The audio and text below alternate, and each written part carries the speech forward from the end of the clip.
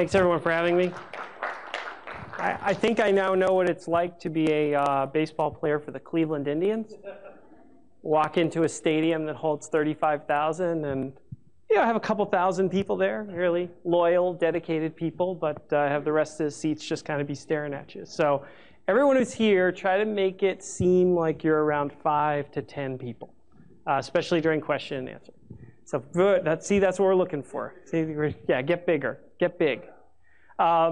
So we're going to take a shift, as Tim said, from the nuts and bolts of how to implement technology into the learning side of the equation. So really what I'm going to be talking about today is why are we implementing all this stuff in schools, and how big of a change is this, and what kinds of things should you be thinking about if you're thinking about the hardware, software, and all the other things that you would be buying for the next 5 years. What would be the vision that would be driving that? And what I want to talk about, give you a little background on me. I am actually the product of, I'm the grandson of 2 Pennsylvania coal miners. My mom's dad grew up on the western side of the state and mined coal, dropped out of school in about 4th grade. And my dad's dad dropped out of school when he was in about 5th grade. And the reason I bring this up, besides telling you a little bit about me, is to tell you that the opportunities that were available to them for learning when they were trying to make decisions in schools that looked just like yours were very limited, extremely limited, in fact. They didn't have any decent schools in their area. Most of them considered literacy to be the bar, try to get over. And I often wondered what would have happened if they had grown up in the kind of networked world that we've grown up in. I'm an author and a speaker. My book, Personal Learning Networks, came on the market last year. You may have seen Will Richardson, my co-author, at some speaking events. He's a very dynamic and very fun guy to do presentations with. We just did presentations together in Boston and Detroit. I guess I want you to know I come at all of this from the angle of an educator. I started as a teacher, and I began my career thinking I would be teaching history, but ended up in technology back in 1995 when there's this little old thing called the internet that got invented. And with the advent of the first browsers and the popularization of the World Wide Web, that's when my career started as a CIO. I mean, I was director of technology for about 10 years before launching out into my own work in speaking and in writing and doing some different things in this space. And it's really from about 1995 until about 2007 or so that I came to understand the massive challenge that we have ahead of us when it comes to thinking about the vision of what we're doing in schools. I also recently co-founded a firm called Bright Bytes, which is a firm that's actually trying to address some of the issues in this space. So if you see us down on the vendor floor or around the conference, you'll kind of know to check that out too. So let's talk about what is 21st century learning. So when we talk about 21st century learning, one of the things I think is really important to do is for us to define terms, because I think that the term 21st century learning is probably the most abused term of the 21st century. Am I right on that? How many people are sick of hearing the term 21st century learning, right? I mean, it's kind of like the Olympics. After a while, it kind of wears on you, If we were to talk about 21st century learning in this room and I were asked everybody to give a definition of it, I would probably end up with about 30 different definitions of 21st century learning. So I'm going to be very specific. I'm going to tell you a story about someone that I think represents 21st century learning. And his name is Mark Clausen. And Mark is a cinematographer, and he's the owner of Revere Films. And what's really remarkable about Mark, besides his ability to frame a shot, which he does wonderfully and has won several film awards over the past few years, including the prestigious H24 award from Canadian Film Festival. What's remarkable about Mark is that Mark has done all this before the age of 19. Mark actually just celebrated his 19th birthday a little while ago. This is him doing some filming on the sidelines of the New York Jets games. He was invited to do some filming during one of their playoff appearances. And Mark actually exemplifies exactly what I mean when I say a 21st century learning, because that is the number of classes that Mark has had in film. 0. Mark has never taken a class in film. In fact, as a 21st century learner, Mark wouldn't even think of that as being the traditional pathway for his learning. So what's different about that? What's different about that from 15 years ago? So if 15 years ago you wanted to learn filmmaking, how would you have done it? How would you have done it? Open it up. Register for classes, right? I hope we get that one, because that's kind of why we're all here, right?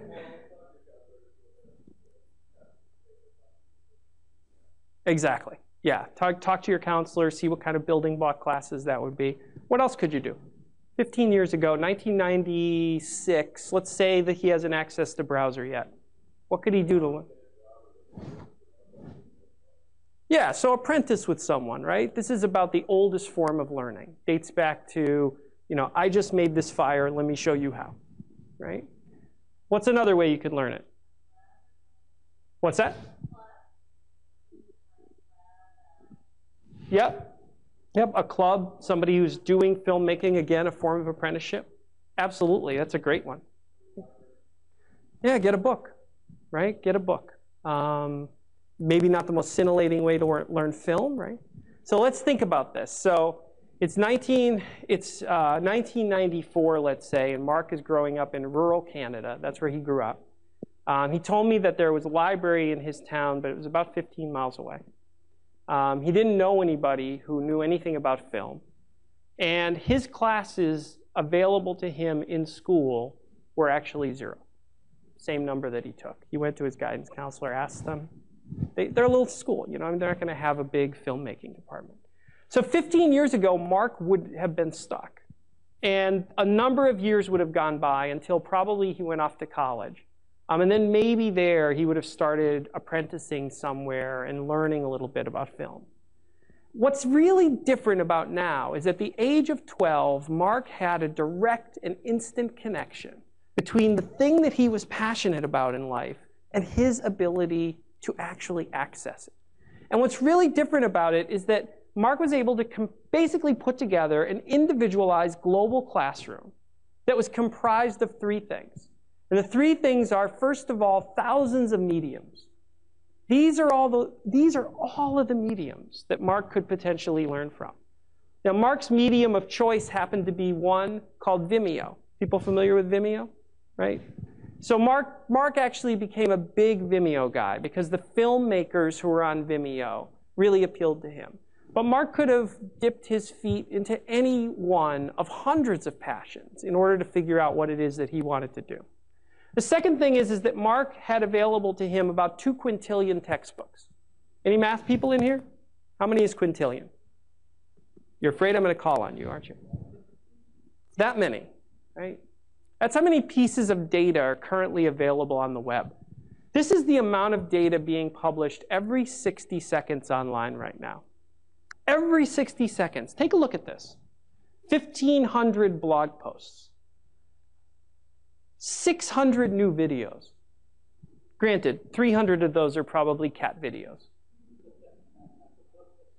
Take a look in the upper right. 100,000 tweets. This is actually a couple of years old, this graphic. I'll bet that that's probably upwards of 500,000 now. The amount of information available to Mark is absolutely staggering. And what's even better is that Mark has about 2 billion teachers that he could potentially learn from. So these teachers are located not only in the United States, but all over the world. And while I'm not naive enough to suggest that all of these teachers would be great teachers for Mark, I am suggesting to you that hundreds and hundreds of them could become the apprentice that Mark didn't have in his local town. So when you think about it, this 21st century learning, when I talk about the term, I'm talking about connectedness. I'm talking about the exact opposite of what a lot of people think of when they think of technology-aided learning, which is sitting in front of something like Khan Academy, working through self-paced videos, and kind of learning rotely from a substitute for the teacher. I actually think that that vision of learning, while it can take place, is actually just a very small subset of a much larger and more powerful form of 21st century learning that's about creating relationships online and about being able to access the sum of all human knowledge anytime you want. If I look at Mark Clausen's Vimeo page, what I see here is 146 people who have taught him to be a filmmaker. Some of them, by the way, are from Australia. Some of them have been from Costa Rica. As a matter of fact, if you look in the lower right there, he did a project in Nicaragua with someone that he met who was doing aid work in Nicaragua and thought it would be great to have Mark do some filming down there, and actually brought him down, had him do a documentary. He wrote a blog about it. This is 2012. It's 2012 when a self-driven learner teaches himself to be a filmmaker by connecting with people on 3 different continents, and then decides to practice his skills by being flown down to Nicaragua with someone that he met online in order to do aid work and to help them do their activities. This is huge. This is really, really huge. This is the biggest shift in learning in 500 years. If you have ever wondered what it would be like to be there at the moment when something really big was changing in your field, if you ever wondered what it would be like to be Thomas Jefferson at the time of the American Revolution, or if you ever wondered what it would be like to be Albert Einstein or Oppenheimer when the physicists were first splitting the atom, if you've ever wondered what it's like to be at a moment in a field where everything changes, congratulations, we're in it. Everything is different about learning in 2012 compared to 10 years ago. Everything is different. The ability to access people and information is said by Robert Darnton to be the biggest change in learning since the printing press. Robert Darnton is a professor at Harvard who talks about changes in how we as humans access information and use it to create knowledge. And he really sees 4 big epochs that have occurred. The shift from not writing anything down to writing things down. The shift from actually taking that writing and compiling it into books. The shift of putting those books into a printing press and being able to deliver them to lots and lots of people increasingly over the centuries. And the shift to the internet, where actually everything is available in about 3.3 seconds. Right here at your fingertips in your pocket, and getting more and more accessible every single day. So I came up against the juxtaposition that this presents for our schools one time when I was in a school doing an instructional technology review, and I was interviewing a group of middle schoolers. And this was only about a year ago. I had asked them the question, what is your most powerful technological experience in school? And this one girl spoke up and she says, I've got this. I have to tell you, Facebook has changed my life. And I'm smiling because I'm thinking of, oh, where's this going to go, right? Facebook has changed my life.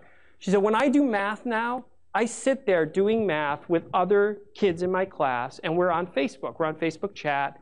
And basically, we are able to work through the problems together. And if I don't understand the answer to a problem or how to approach it or what the teacher did, all I have to do is ask one of them, and they can either teach it to me or send me a link, or sometimes they'll send me a video because we found this really cool math site, and on this math site they have videos of like how to approach the problems, and sometimes they explain it better than my teacher did. And it is just the coolest thing in the world. And now, like, I used to go to school and I used to hand in my homework, and I wouldn't get it back for like 2 days. Like, I wouldn't know how I did on my homework. I wouldn't know whether I understood the material for like 2 days. Now I know the same night. And by the way, she talked about those 2 days like we were talking about the era of, you know, bearskins and stone knives. You know, like it was amazing to her that like you'd have to wait 48 hours in order to get feedback on whether you've learned something. To her, that was useless. Like, why wouldn't I know today? Because tomorrow the teacher's moving on to new material. And I may not have learned it. I may have not have gotten my feedback yet. So I said to her, I said, boy, that is such a great example. Can you tell me who the teacher is? Because I'd like to follow up with her and ask her if she's doing this in all her classes. And she said to me, oh, the teacher doesn't know anything about this. Then she said, "Oh my God, you're not going to tell the teacher, are you?" And I said, "What are you talking about?" And she said, "You can't tell the teacher. You can't tell the teacher. Let me tell you all the reasons you can't tell the teacher. First of all, Johnny's only 12 years old, and he's not supposed to be on Facebook, and we're going to get in trouble for that. And second of all, they're going to think we're cheating. They're just going to think we're copying the answers off each other. They're not going to understand." She went on probably for about 5 minutes begging me not to tell her teacher about the most important technology for learning in her life. And that's where we're at with learning in the 21st century in schools right now. We have this juxtaposition of the sum of all human knowledge and everybody in the world who could teach you it. We have students who are tapped into social networks and could potentially take advantage of it. And for the most part, we have schools that either haven't really tapped into it yet through a lack of recognition, or in some cases are actively working against it because they really fear it on a number of different levels. So let's talk about this. Let's talk about this. So the implications of 21st century learning for us, let's talk about us first. And then let's talk about the implications of 21st century learning for our schools. Let's start with us. The question I have for you today is, are you literate? And I'm only asking that question partially tongue-in-cheek. We all know that literacy means to read and write. And I'm sure that everybody here can do that. But if you were to look at the National Council of Teachers of English definition of literacy that they rewrote in about 2009, 2010, and you saw what comprises all of the standards that comprise literacy in their society, it's actually a pretty expansive list that might surprise you.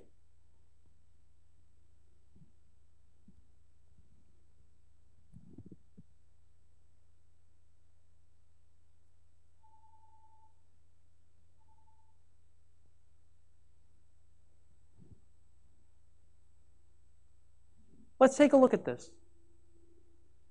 Does everyone here feel like they can manage, analyze, and synthesize multiple streams of simultaneous information? In other words, get your feeds from all of your different social networks, your RSS feeds, your email, all the things that are being delivered to you, and learn from that in real time. How about reading? How about reading in a multimedia environment, in a hyperlinked environment? Understanding how much attention to pay to where you're at right now, and how much attention to pay to the multimedia links that could take you to a dozen other places. Designing and sharing information for global communities, being able to actually think about on a daily basis that what I'm doing should be shared and is shared, and here's how it will be understood by people around the world, and being conscious of how to do that. I think this is a pretty challenging list. How many people are familiar with the National Council of Teachers of English? Anyone heard of this group? Oh, not that many? I'm looking for some confirmation that this is not a radical bomb-throwing organization, They're actually quite a conservative group. They're very well respected.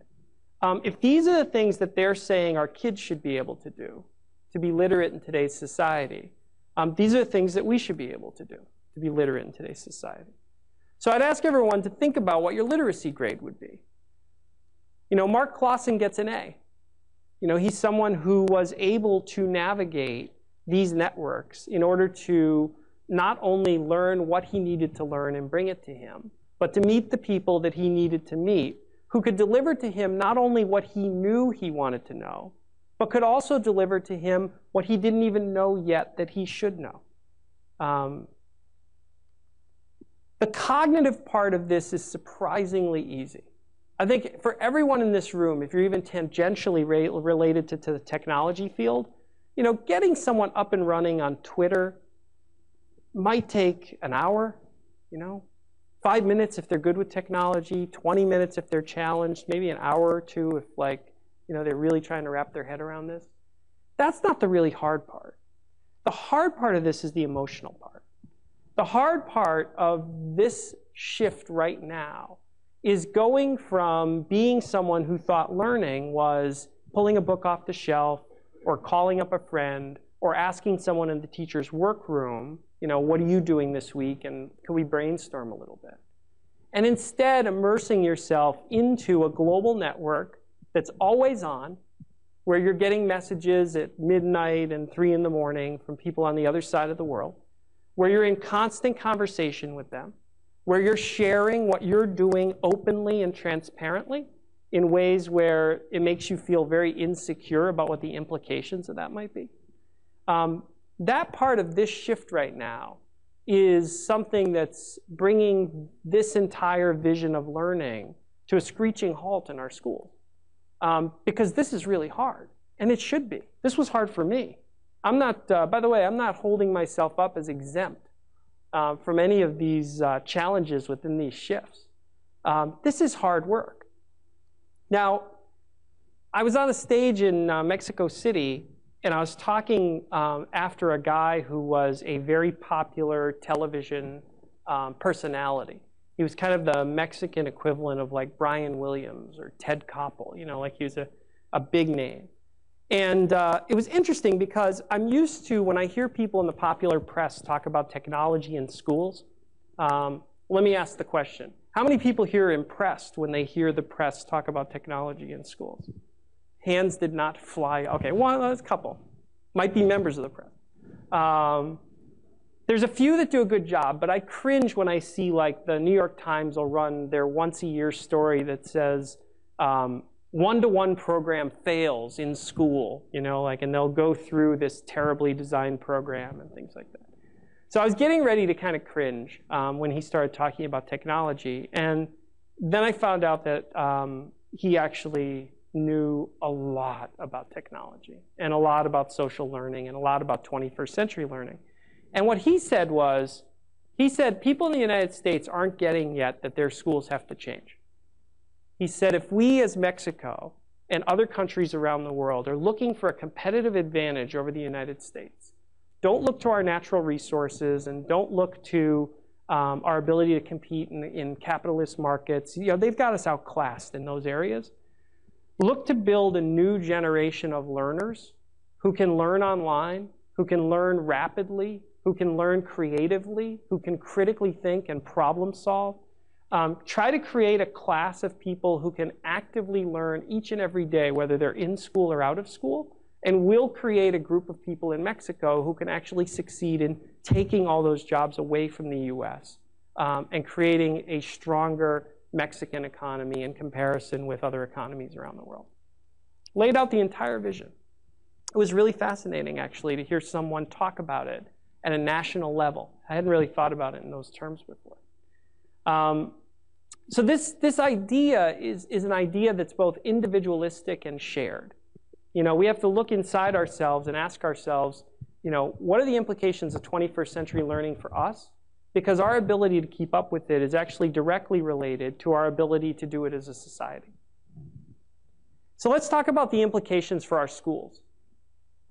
So one of the things, I put PLNs. PLN stands for Personal Learning Networks, which is sort of a form of network learning. But one of the things that network learning does is it undermines core assumptions that we've had about our schools for hundreds of years. And the reason that it undermines these core assumptions is there are things that we don't even see anymore. There are things that, for the most part, we take for granted. One of them is that content is scarce. We have a very deep-seated belief in our schools that content is scarce. And I know this because we hand students bundles of content called textbooks. And we tell them that this is knowledge. You know, here is biology, here is math. Here's a step-by-step way to learn this subject. The problem with that is that content is no longer scarce. And our students actually are not going to have the problem of not being able to find a textbook on a particular subject.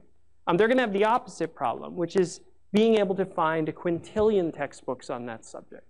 And their role, increasingly, is going to be to figure out which of these is the one that I should be reading? Which of these is the one that is helpful? And what format is it in? Is it in video? Is it in audio? Is it actually in text in terms of a textbook? The more that we continue in schools to hand students a step-by-step guide to what they need to learn in a class, the more that we'll succeed in teaching one particular subject, which is particularly good at the lower levels, especially when you're trying to teach scaffolding information and things like that. But the less and less ability they'll have as they go through the grades to be able to judge for themselves what it is that they should be finding in this massive sea of content that they're going to be drifting through. The second assumption we have in our schools is that teachers are scarce. And I know this because we think of the teacher as the person who must get across certain core concepts to our students. And if they don't get those concepts across, the students won't learn them anywhere else. One of the most common refrains that I hear from teachers when we chat about the pressures that they're facing today is that they don't have enough time to cover their content. And it's very deep-seated in the belief that literally they have to be the one to walk students through that content step by step. Well, there's about 2 billion people out there who can help students to learn that content. Some of it, as I said before, is asynchronous. You can go to Khan Academy and take one of a million different courses on every math topic that you could ever think of. There are many places on the web where asynchronous information is widely available to walk you through sort of step-by-step traditional learning.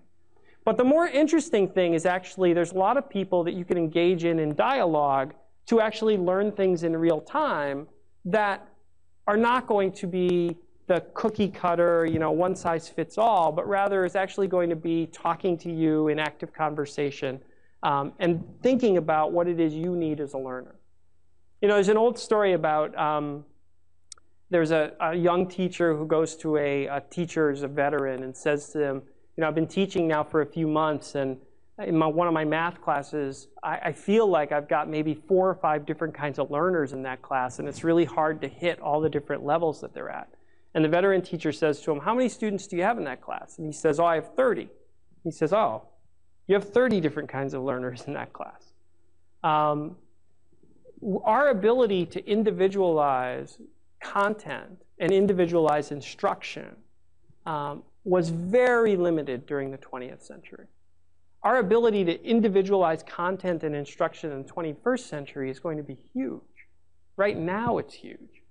But it's an inability for us to take hold of that if we still think about walking students through a textbook in a room, step by step, and having them fill out worksheets or even digital versions of the same kinds of content in order to get things done.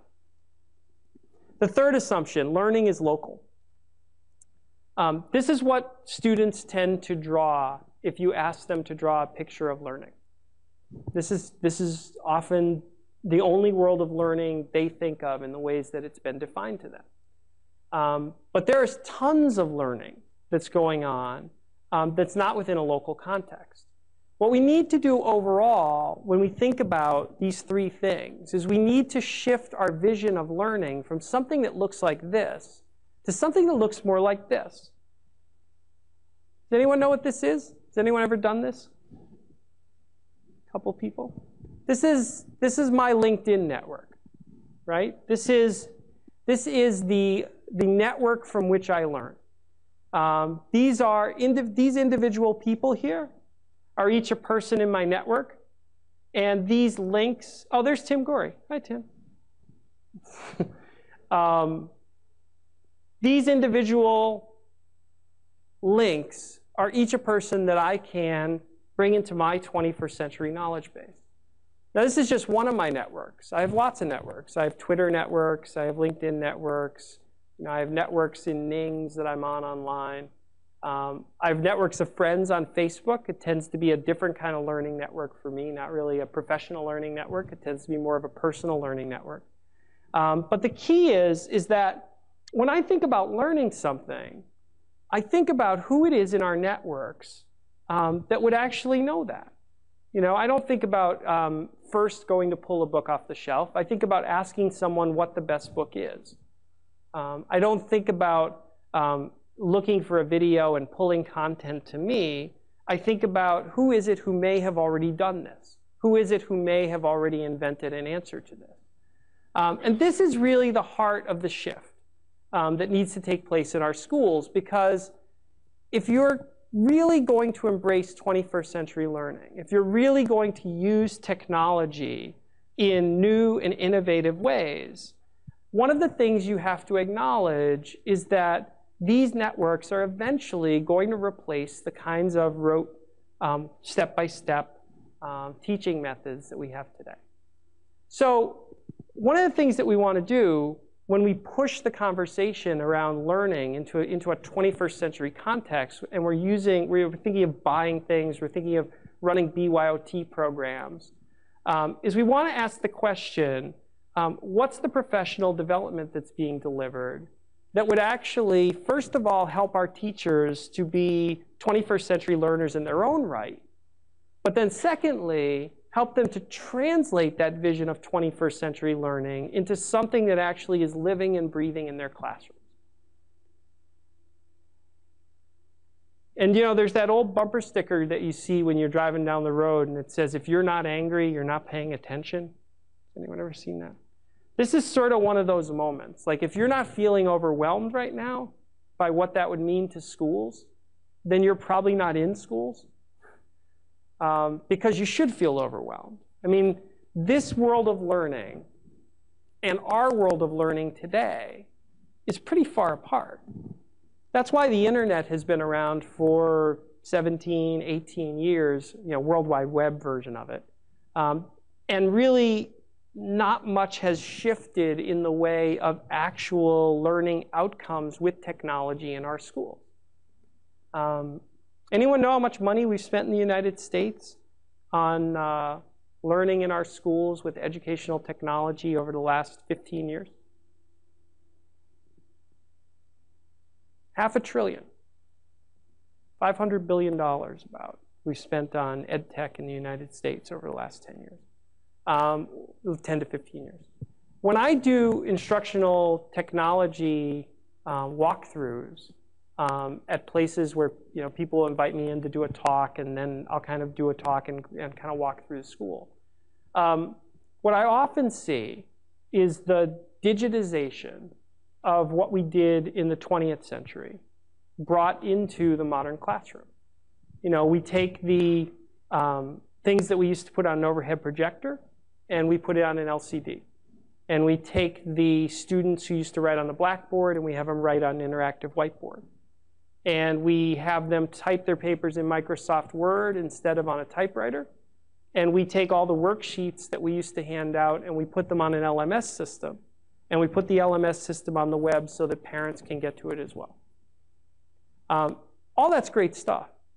I'm not denigrating it in any way. All that needed to be done. It's all really fantastic. Anybody who's ever been in a class where they were able to then access all the digital materials that were put onto the whiteboard after class knows that that's a much better way of doing things than it would have been to just write it on the blackboard, erase it, and lose it in an analog world.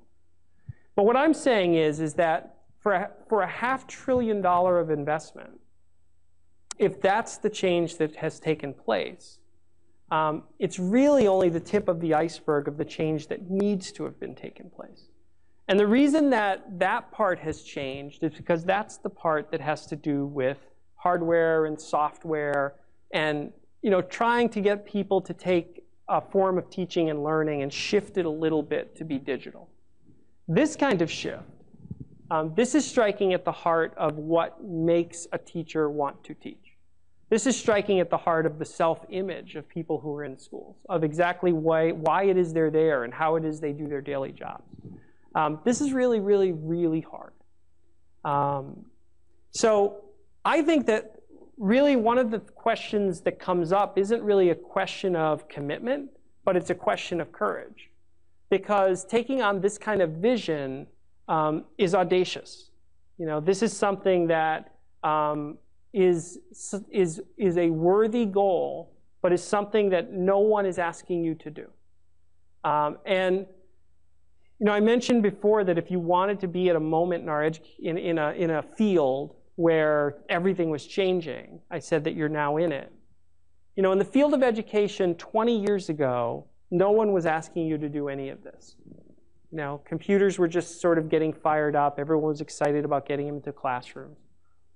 20 years from now, we'll probably have figured a lot of this out. But right now, at this moment in time, we're the education leaders who are shepherding in an entirely new form of learning.